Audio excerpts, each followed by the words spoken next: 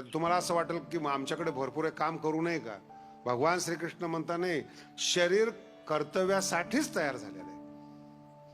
श्वास जोपर्यंत आहे तोपर्यंत माणसाने काम केलं पाहिजे, पण ते काम कर्तव्य म्हणू नयेत, मनाच्या मागे लागून नव्हे.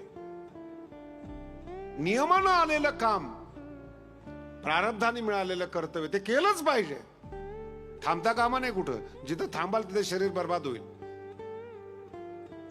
आणि काम न करणारी माणसं भगवान श्रीकृष्णाला आवडत नाहीत. आयतं खाणारी तर अजिबात आवडत नाहीत. भगवंत गीतेमध्ये आपलं स्वतःच उदाहरण देतात. अर्जुना, तुझ्याकडे तर काहीच नाही, तुला तर युद्ध केलं पाहिजे, पण मी बघ, मी का युद्धात भाग घेतो. भगवान श्रीकृष्ण स्वतः बोलतात, नीट ऐका, नमाम कर्माणि लिंपन्ति नमे कर्म फले स्पृहा.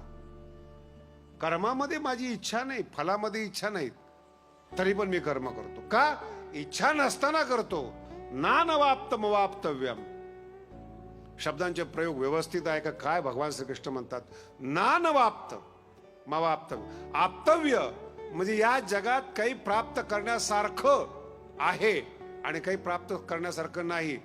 कृष्ण म्हणतात, मला दोन्ही नाही.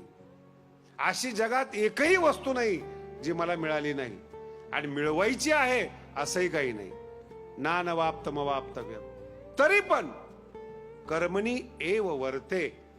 मी स्वतः कर्म करतो, कर्मात राहतो. आणि माझा आदेश आहे, जन्माला आलेल्या प्रत्येकाने काम केलंच पाहिजे, कर्तव्य कर्म केलंच पाहिजे.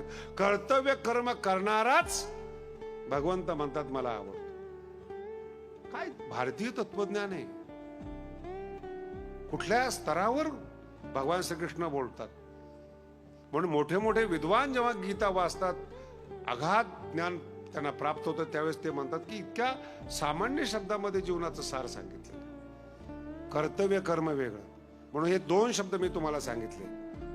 नानवाप्तम. काही मिळवायचं नाही मला, भगवान श्रीकृष्ण म्हणतात. काही मिळायचं राहिलेलं पण नाही, तरी पण मी कर्म करतो. का? शरीर कर्मासाठी तयार झालेलं आहे. तुमचं आमचं वेगळं आहे. मनाच्या मागे, मनाच्या भुकेसाठी कर्म करतो आपण. हे पाहिजे, याची गरज आहे. मला मान मिळाला पाहिजे, मी अमर झालो पाहिजे, माझ्याकडे अतिरिक्त मागणी. कर्तव्य म्हणून नाही. लाभ होऊ द्या ना. ज्यांची गीता आहे ते काही गरीब आहेत का? द्वारकाधीश आहेत. नाही लक्षात येत.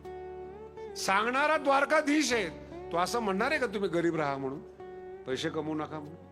ही चुकीची भ्रांती आहे. कर्तव्य कर्माने चालू द्या.